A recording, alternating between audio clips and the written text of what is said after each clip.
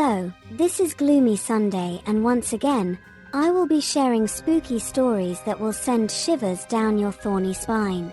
Without further ado, let's begin tonight's creepy, spooky, and sometimes outlandish array of tales. Sit back, relax, and enjoy. This terrifying event took place when I was about 12 years old. It was during our summer break when my mother decided to take my siblings and me to visit her hometown in a remote village in Mexico. The moment we arrived, an air of unease seemed to hang over the place. My grandmother immediately warned us, under no circumstance were we to wander near the neighbor's house. Something unnatural was happening there.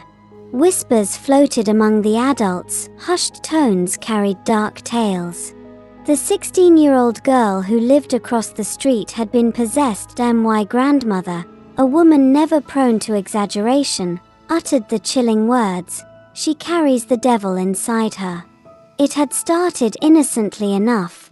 The girl began hearing disembodied whispers in the night, voices that no one else could hear.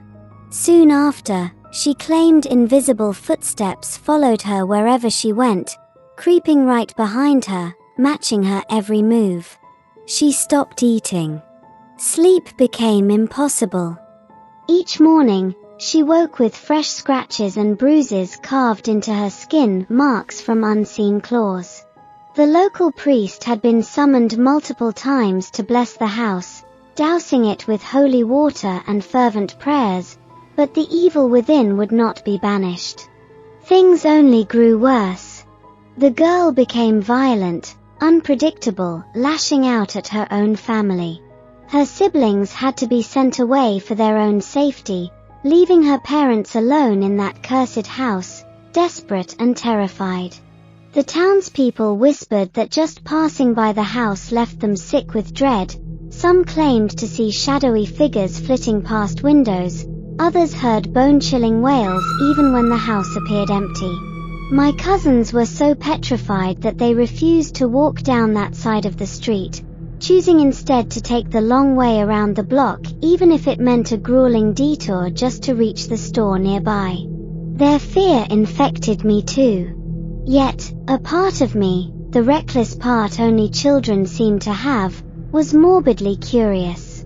Every time we left my grandmother's house, I would steal a glance at that cursed building, half hoping, half dreading to catch a glimpse of something unnatural.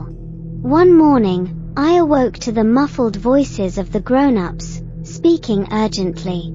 Something had happened during the night, something terrible. A dark, spreading stain had appeared on one of the house's walls. It was said to resemble blood. They tried everything, scrubbing with soap and water, painting over it, but by nightfall, the blood-like mark bled through once more. Desperation set in. The priest was called again.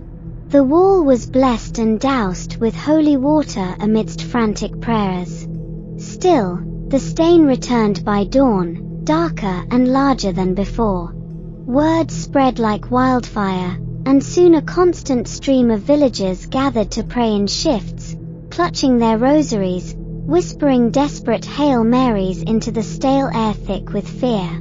Despite our grandmother's strict warnings, fearful that the evil might latch onto us, my cousins, my siblings, and I made the foolish decision to sneak closer. We hid among the throngs of praying villagers, hearts pounding, terrified but unable to resist the pull of the unknown. As we edged closer to the entrance, a horrifying sound reached our ears.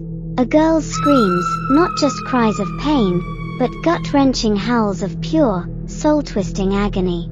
Then came the growling, low, animalistic, impossible to believe it was coming from a human throat. The praying grew louder, voices blending into a frantic, desperate chant, but nothing could drown out the guttural snarls and piercing wails echoing from inside.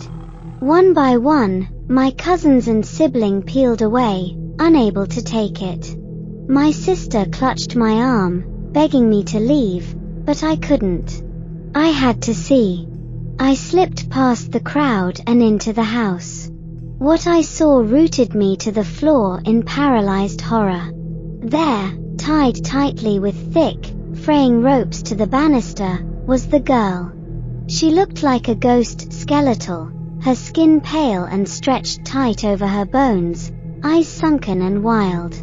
It was worse than anything my imagination could have conjured. As I stood there, frozen, she seemed to sense my presence. Her head snapped up and she looked straight at me. And then, she smiled. It was no ordinary smile. It was wide, unnatural, stretching her gaunt face in a grotesque grin that promised only malice. Her eyes, hollow, black pits, bore into mine. I gasped aloud, unable to breathe, unable to think. Before I could react, a hand gripped my arm in an iron vice, yanking me backward so violently that I nearly fell. It was my grandmother, her face twisted with fear and fury, dragging me away from that place of horror. Back at the house, I was punished harshly, but no scolding could erase what I had seen. That night, every time I closed my eyes, I saw her. Her sickly grin. Her hollow stare. And in my nightmares, she untied herself from the banister and came crawling after me, whispering my name. Soon after, we packed our things and returned to the US. They said the girl eventually recovered, though no one could explain exactly how. Some said it was the priest's relentless blessings, others claimed it was the villagers' unwavering prayers. Still, there were darker whispers, that a brujo, a witch, had been secretly called, and he claimed it wasn't a demon at all but a curse born of black magic, fueled by jealousy and spite. A beautiful girl had caught the wrong man's eye, and his jilted lover had unleashed hell upon her.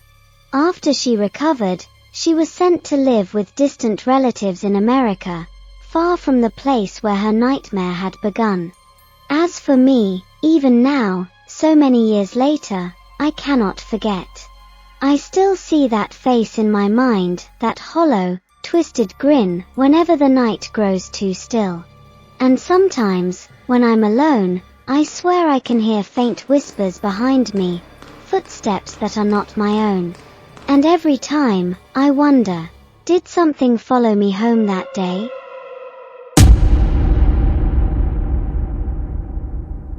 When I finished reading this story, I sat there frozen, heart hammering in my chest, a cold sweat creeping down my back.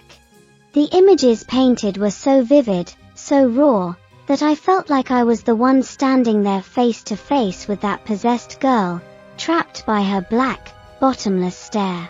The way the evil seemed to cling to the house, the bloodstains that kept returning, the desperate prayers that filled the night air, it was like the whole town was fighting a battle they had no hope of winning. Monstrous, unnatural smile, it seared itself into my mind, as if the girl had looked through the story, through the years, straight at me. I couldn't help but glance over my shoulder while reading, half expecting to hear a whisper at my ear or feel invisible fingers brush my skin. This wasn't just a story about a haunting. It was a story about something ancient, something malevolent, something that waits quietly, until it finds someone foolish enough to get too close.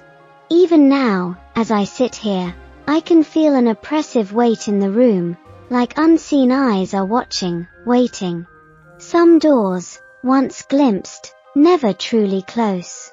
And I fear this one has been left slightly ajar. I hope you enjoyed our spooky and strange stories. Join us next time for more. Take care and boo-bye.